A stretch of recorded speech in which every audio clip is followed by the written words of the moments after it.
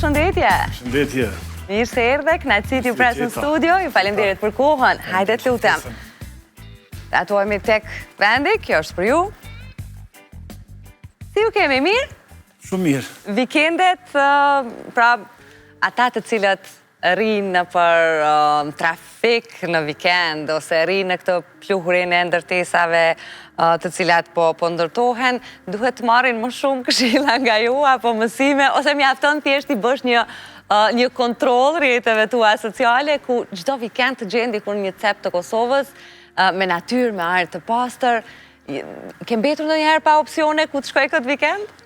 Ajo, fatmirësisht këtu Kosovë dhe me rrethinë dhe me Shqipëri nuk ka vend mos me pas opsione, gjithmonë është një opsion. Po është edhe zgjedhje njerëzve, njerëz zgjedhin me najtë në Prishtinë, domethënë dikush e zgjedh me najtë në trafik edhe i bllokum banesë brenda 4 mureve. Unë ka një kohë shumë gjatë që vikendet i rezervoj për eksperienca të reja, për aventura të reja, për me qenë të natyra, edhe që kjo më ndihmon pastaj që këto 5 ditë tjera të javës t'i kaloj shumë më mirë. Pra ndikon ajo në pjesën e javës, a? Absolutisht ndikon. Gjithmonë edhe i kombinoj edhe me këtë pjesën tjetër pasaj vrapimeve në Gërmi, jam pjesë e grupit Gërmia 555. Nuk jam antar tash shumë i rregull sikur kam qenë, për shkak që tash po i kompenzoj pak me këto ecjet në përbjesh, po prapse 2 herë në javë jam rregullisht me Gërmin 555 dhe me kjo sigurisht që ndikon mandej në punë, zyrë, në punë tjera që pastaj kam profesionale, kështu që po gjithsesi ndikon natyra, është mbushje baterive. Bile kam dëgjuar që në Norvegjia ka një kohë që mjeku në rekomandimin e përshkrimin ta rekomandon ecjen në natyrë. Pra është përshkrim, është zyrtarizuar si terapi për me i trajtu problemet e përditshme. Në dëgjim të parë të tingëllon si diçka se çka ka më mbo një ecje, po pas përfundimit të një ecje sado të shkurtër, po themi, i vrejmë se cili prej nesh, ata që e kemi bo. Edhe është e matshme në fakt, është e matshme, dhe me thonë, në qovë se ti është sa je efektiv në këto ditë të punës, kur ke bo një vikend në natyrë, edhe sa je efektiv nëse ke qëndrun në banes, është e matshme, gjithkush mund me matë sa je efektiv në qovë se e ke mush bateri gjatë vikendit. Pra unë për vete është që është e matshme e vrej dallimin. Ka ndodhë që duke i pa benefitet prej jush, njerëzit që i ke ofër nga familja, kryesisht ose misht, i ke injektu me po të njëjtën edhe mandeti janë bashku në rrugtimet tua? Po, sigurisht. Sigur që unë jam diku prej dikuj tjetër, kjo është një farë sëmundje në gjithë. Po, sigurisht po. Edhe ka pjesa familjes, edhe fëmijët, edhe gruaja. Fillimisht nuk ka qenë kështu njeri shumë i natyrës, po tash me kohën jemi përshtatë edhe vazhdimisht është me mua edhe fëmijët janë. Fëmijët tash janë këtë moshën, janë teenager, jo gjithmonë për ta është zgjidhja më e mirë natyra, po e rezervojmë edhe kohën kur jemi bashkë. Për shembull, një herë në vete bëjmë një camping në Lukovë në Shqipëni, në Bregdet, ku shkojmë me tenda dhe aty jemi bashkë 5-6 ditë, çdo vit paktën këtë pjesë e rezervojmë bashkë. Ke tentu me marrë diko që akoma s'është bindo të paktën? Absolutisht. Kush nuk është bind nga... Jo, që nuk është bind nuk po them, po që ka marrë edhe që gradualisht kanë fillu me o marrë në natyrë, ka plot, apo që nuk është bind, po i kam disa, i kam 1-2-3 I ke disa. S'po du me i bo publik, po janë 1-2-3 që nuk janë bind. Kështu që ata janë kështu tipa që me dëshirë rinë. Mos u dorëzo.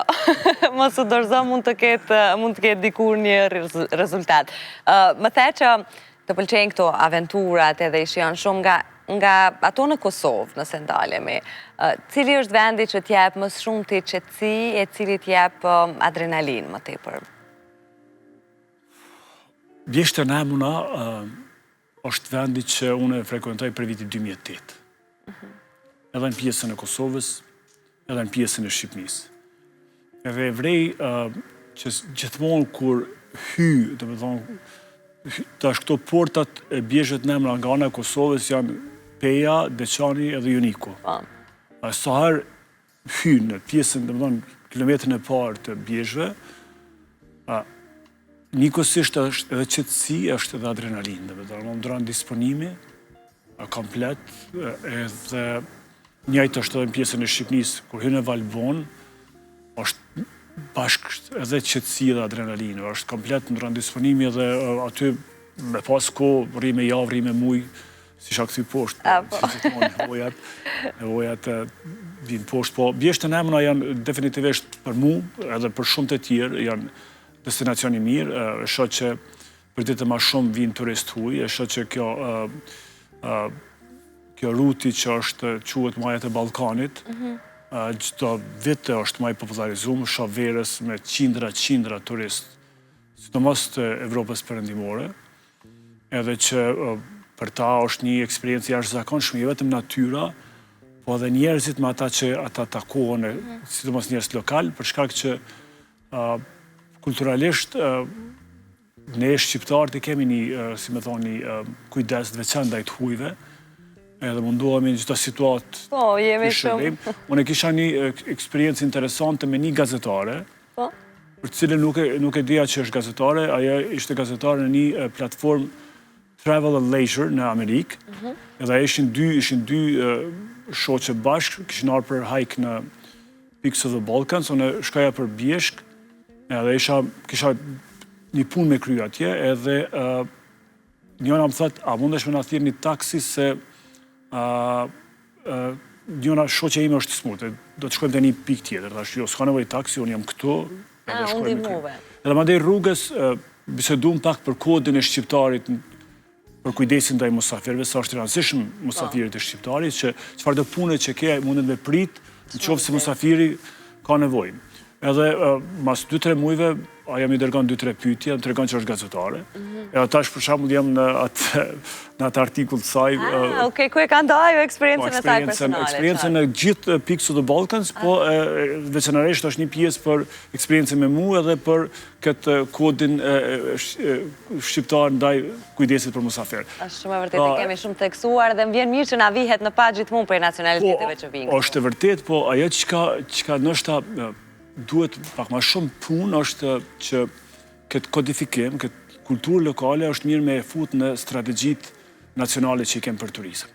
Dhe epi një shembull, për shembull Slovenia e ka një strategji të turizmit, kush ka pas rast me pa, është një slogan interesant, I love Slovenia, edhe Slovenia lun me fjalë, Slovenia in love, është brenda emri Slovenia.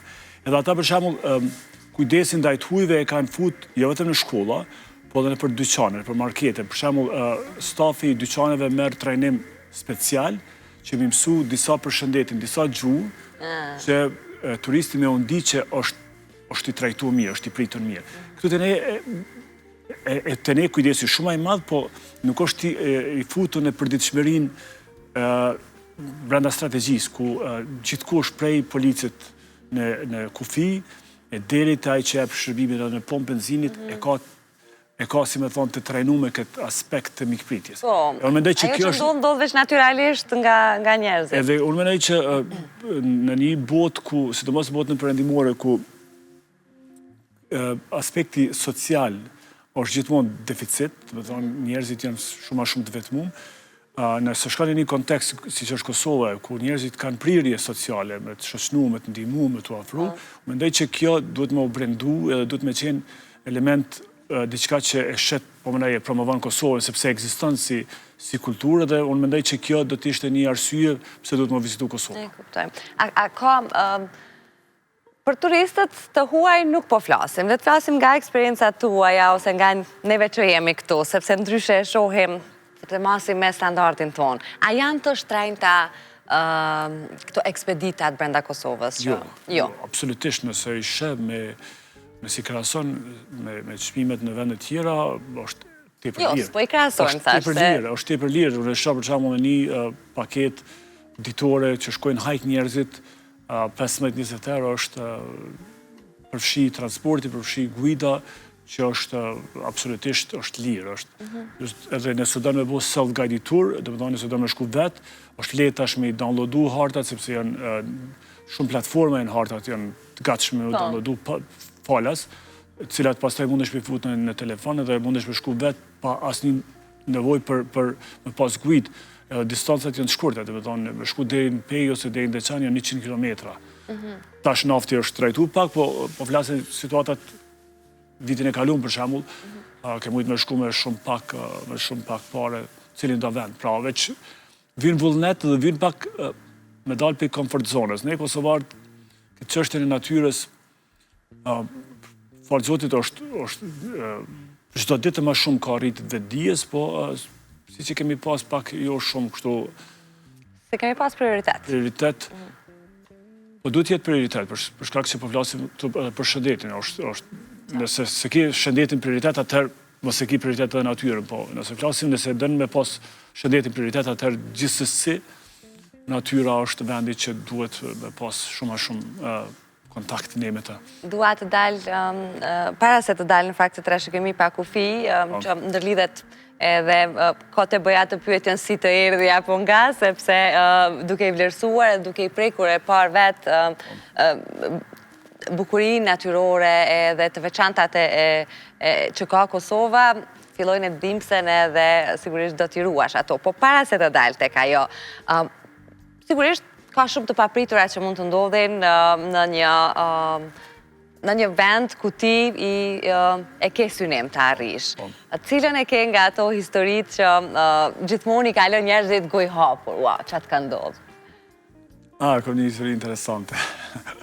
Ka 2 vjetë që shkoj në një kabinë, edhe që me idenë që aty ka internet, edhe nuk ish internet. Por herë të tjera ka pasur? Po, adet nuk ish internet edhe nuk bespa e emru gruën time. Dhe ajo panikohet pak. Kush e di që mund të ketë shku në përmendjen e saj? Unë mendoj që i ka shku mendja se jam në një vend, do të thonë, me rrezik, për shkak bjeshke dhe ka pas borë, edhe ajo merr kontakt me këtë shërbimin për kërkim shpëtim. Dhe ata në ora 3 natës vinë edhe... Jo... Po, vinë ora 3 natës, fatmirësisht gjithçka ishte në rregull, isha mirë, po veç në internet... Në gjumë. Isha në gjumë, fakt. U shqetësove në fillim kur... U shqetësova, në fakt, një mënyrë e kisha një parandjen që është po marak, edhe... Qysh ka mundu me më gjetë, po...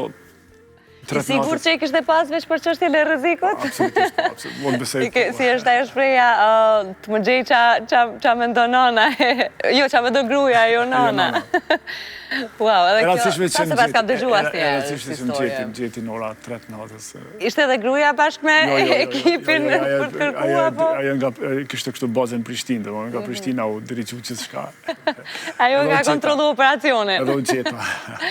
Okej, se pas kam dëgju asnjë. Po, në fakt, ndoshta kjo do t'jetë shqetësim për mënyrën se si ne zhvillojmë turizmin, sepse emergjencat duhet t'jenë pjesë e strategjive kombëtare, nëse dojmë me pas turist, sepse turistat nuk vinë qofse nuk kanë siguri. Qofse ka një eksperiencë të keqe dikush, nuk i kthehet për herë dytë. Për shembull, është elementare të ketë helikopter. Është elementare në një vend, Shqipëria për shembull ka helikopter për emergjenca. Ne nuk kemi helikopter për emergjenca. Ne kemi këtë shërbimin kërkim shpëtim, po dhe ata punojnë baza vullnetare, por që derisa ata mbrin, derisa tipet e emergjencat mbrin ata, mund t'jetë shumë vonë. Ose për shembull në shumicën e bjeshve nuk ka mbulesë me rrjet të telefonisë, që prapë është problem. Për shembull ka situata, ka plot pjesë që ty me ortana nuk i qasje në telefon. Edhe kjo duhet t'jetë diçka që unë e di që këto kompanitë telefonisë për to ndoshta nuk është nuk përfitojnë në një antenë, në një vend ku ka shumë pak njerëz, po mjafton një jetë shpëtohet në vetë. Mungesë telefonit, për shembull, mund të ketë rreziqe. Pra, çështja e emergjencave duhet jetë përditshmëri nëse dojmë me pas me qenë destinacion për turist. Unë e shoh për shembull vende të tjera ka njësi që merren vetëm me orteqe. Pra, janë njerëz të specializuar që shkojnë, i vizitojnë vendet e caktuara ku ka rrezik për orteqe, edhe i kanë ato metodat e veta ku shohin shtresat e borës edhe paralajmërojnë që në këtë region mos shko sepse mund të ketë urtëqe. Pra gjitha këto e rrisin, gjitha këto masa e rrisin pastaj, si me thonë, kualitetin e turizmit edhe e rrisin madje edhe kërkesat për me në Kosovë. Tani duhet flas pak për trashëgimi pa kufi, organizohet kjo përmes së cilës keni kontribuar shumë për objekte edhe për ruajtjen e tyre, restaurimin, për vlerat e tyre të kulturore të trashëgimisë që i kanë në vendin tonë. A ka ardhur diçka nisjen e trashëgimi pa kufi, e ke pasi mungesë të i ka thritur nevoja më tepër, apo ka nisur diçka nga pasioni yt, apo ka pas një rast specifik i cili ta ka zgju për brenda këtë dëshirën që të bësh më tepër? Në fakt, organizata është themeluar në Suedi fillimisht në vitin 1996 si reakcion ndaj shkatrimeve që forcat serbe i kanë bërë trashëgimisë kulturore në Bosnjë Hercegovinë. Edhe në Stockholm janë të bu një grupi i organizatave që merren me trashëgimi, ka qenë, për shembull, rrjeti i muzeve, ka qenë Bordi Nacional i Trashëgimisë Suedisë, edhe një numër i organizatave tjera dhe e kanë themelu trashëgiminë kulturore pa kufi. Pastaj ndodhi lufta në Kosovë dhe ata erdhën edhe në Kosovë në vitin 2001. Unë punsona në ndoshta mas 3 muajve kur ata erdhën në Kosovë vitin 2001, që ishte, si me thonë, një ditë me fat kur jam punsuar këtë organizatë, sepse, si me thonë, mu hapën horizontet, mu hapën edhe mundësia me mësu për trashëgimin. Jo, ishte diçka një fushë që ne në Kosovë nuk ishim shumë njohuri, edhe pse unë jam arkitekt, po edhe në shkollën e arkitekturës nuk është që kemi mësu shumë për trashëgimin në Kosovës. Sepse në vitet e Jugosllavisë, trashëgimia ka qenë një farë fushë e rezervume për më shumë në nivelin qendror të Jugosllavisë, më shumë në këto qendrat e mëdha, Beograd, Zagreb, po jo shumë në Prishtinë. Ndonë se këtu kishte një institut për mbrojtje të monumenteve, po që ekspertiza dhe aktiviteti ishte komplet i kontrolluar. Bile nëse sheh listën e trashëgimisë të asaj kohe, janë dikon 425 monumente dhe shumica prej tyre janë ato që kanë pas rëndësi për komunitetin serb. Kryesisht kisha mesjetare, aty këtu ndoshta ndonjë kull, aty këtu ndoshta ndonjë lokalitet arkeologjik. Por shumica ishin nga në këtë periudhë. Pra për mua edhe për brezin tim edhe për plot të tjerë pastaj që erdhën, ishte një mundësi e re përmes një eksperiencë ndërkombëtare, përmes një rrjeti ndërkombëtar, ishte organizata në Bosnë, ishte këtu, pastaj ishte në Stockholm dhe pastaj ne u rrjedzuam me plot tjera, pra ishte një mundësi tepër e mirë me mësu për trashëgimi. Fillimisht fokusi ka qenë në trashëgiminë ndërtimore, ne jemi marrë fillimisht me projektin e 5 kullave, po pastaj jemi marrë me plot të tjera ndërtesa qoftë kulla, qoftë mulli, qoftë kala, për shembull kala në Vushtrisi jemi marrë, qoftë xhami, kishat e tjera.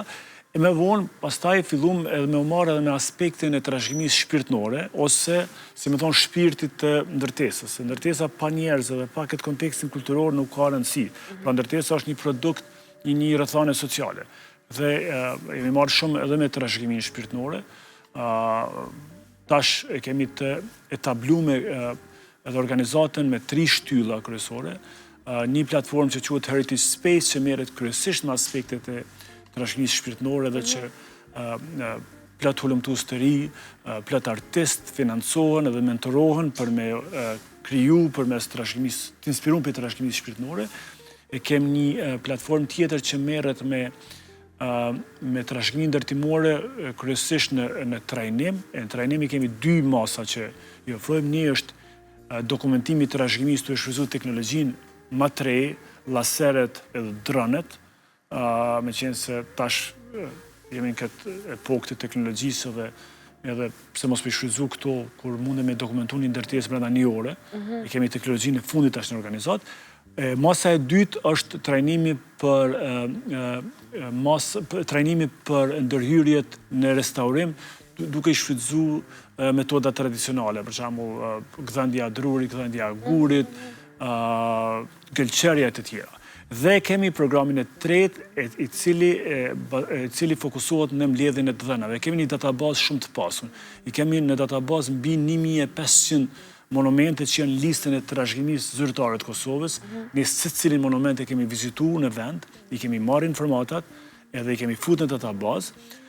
Përpas këtij datasetit të trashëgimisë kemi futur edhe datasetet të tjera, për shembull sa ka popullat, me qenë se tash kemi pas regjistrimin e fundit popullsisë, kemi marrë ato shënime, sa ka biznese aty, sa ka trashëgimi natyrore aty, ku janë rrugët nacionale, autostradat. Se kemi kriju një lloj pasqyre të... E tash këto neve na ndihmojnë pastaj me planifiku më mirë. Për shembull, nëse dojmë investu në një vend të caktuar, e shohim çfarë impakti mund të ketë aty për njerëzit, çfarë nevoja kanë atje njerëzit, pra jemi në një situatë ku trashëgimin nuk e kemi target final, po njerëzit i kemi target final duke shfrytzuar trashëgimin. Pra, trashëgimia është për me ju shërby njerëzve në një kontekst caktuar. S'ka sens nëse ne punojmë në një region caktuar, restaurojmë një ndërtesë dhe ajo mbyllet, njerëzit nuk përfshihen. Pra, ato janë për njerëzit, sepse njerëzit i kanë kriju.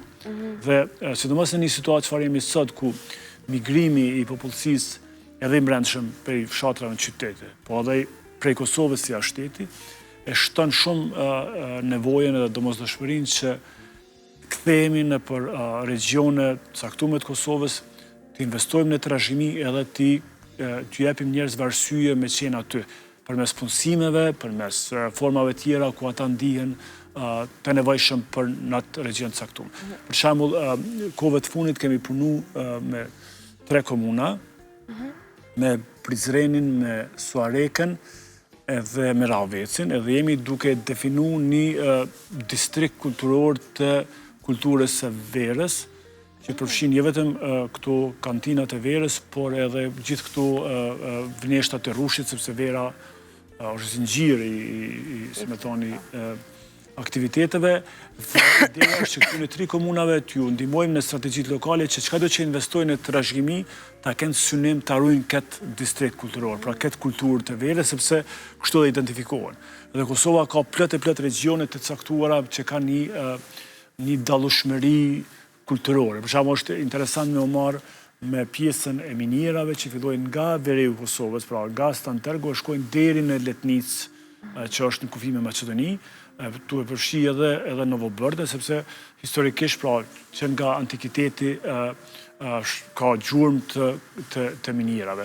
Qoftë tash të i kthy ato si atraksione për turizëm, po qoftë edhe nështë të i mobilizu njerëzit me fillu me filigrane, me përpunimin e metaleve, diçka që mund tjetë interesante nështë për të ardhmen. Po jo vetëm ky region edhe distrikti Verës, po ka edhe plot të tjera. Për shembull, në Kosovën perëndimore është distrikti i kullave, dhe kultura e kullave që përfshin jo vetëm ndërtesën, po gjithatë jetën tradicionale, kanonore, dhe jo vetëm bujqësore, blegtorale, që kishin interesant me analizu këto shtresa dhe me identifiku një distrikt kulturor që i mbron këto. Mandej komuna që në brenda atij distrikti, çdo gjë që bojnë është një promovu këtë vlerë.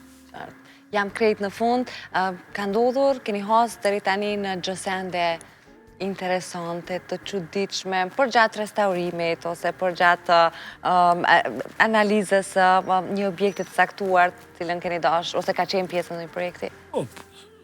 Çuditshme, nuk mund të them çuditshme, po sigurisht veçantë po. Për shembull, projekti i fundit që jemi marrë edhe që tash Ministria ka hapur tenderin për realizim është parku arkeologjik ose lokaliteti arkeologjik i Dresnikut, në Klinë.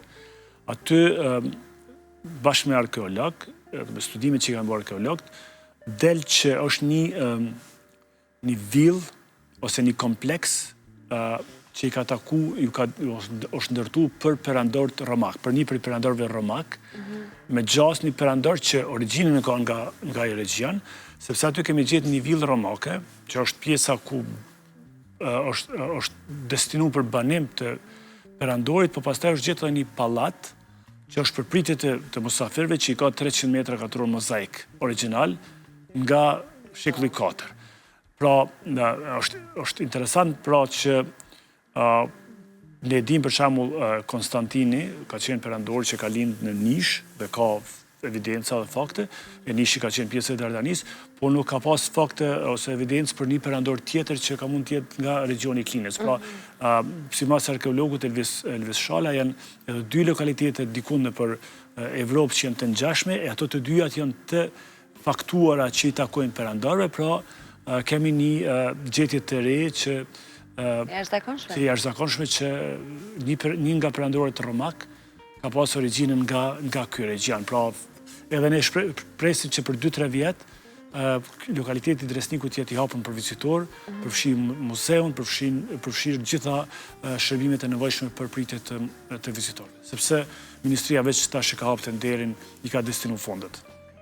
A janë, se s'po mund pa e folë këtë, se besoj nga prek gjithë se cilit nga ne, ose kemi kalu në për atë proces, ose pritet të kalojmë, a janë shtëpit private edhe një loj trashëgimie e Kosovës, në se cilin qytet? Pra, po marim fotografitë edhe i shohim veç të Prishtinës, o Gjakovës uaj, një ndryshim shumë i madhë nga ato shtëpit të vogla, por shumë interesante, të veçanta, që i kanë dhënë edhe atë anën unike qyteteve, që sot janë të shëndruara në pallate. Absolutisht, shtëpitë e vogla janë trashëgimi, pra jo veç shtëpitë, po gjitha janë mahalla kushtimisht, ai raporti shoqëror është trashëgimi. Edhe çka është tjetër me rëndësi me thonë është që tash në kohët e fundit nuk janë më ekspertët që vendosin çka është trashëgimi. Janë vetë komuniteti. Secili komunitet ka të drejtë sot ta përcaktojnë një hapësinë edhe vendos që kjo është trashëgimia jona dhe ne këta duhet ta kemi të mbrojtur sepse kjo na përfaqëson neve. Kjo është pjesë e identitetit. Pra, eksperti kushtimisht është vetë një lloj fasilitatori i këtij procesi. Pra është vetë komuniteti që mund të vendos gjithkund që ti ndihesh e përfaqësuar kulturalisht, ajo mund të jetë trashëgimi sepse aty lidhesh, aty identifikohesh. Ti edhe gjithë të tjerët që identifikohen. Duket që në mas të madhe kemi zgjedhur të mos e bëjmë këtë. Po, mirë. Ne ti, që të kishim sot këtu edhe kuptuam më tepër rreth punës, por edhe arritëm të kyçeshim edhe ne në ato që na bëjnë me të vërteta kuptojmë kush jemi prej ngavim dhe çfarë është e veçanta jonë si popull. Faleminderit shumë për ju. Miq, po e përmbyll edhe sot takimin me juve. Faleminderit edhe ju për vëmendjen sigurisht, edhe të ftuarve që i kishim sot. Bashkë do takohemi sërish nesër. Natën.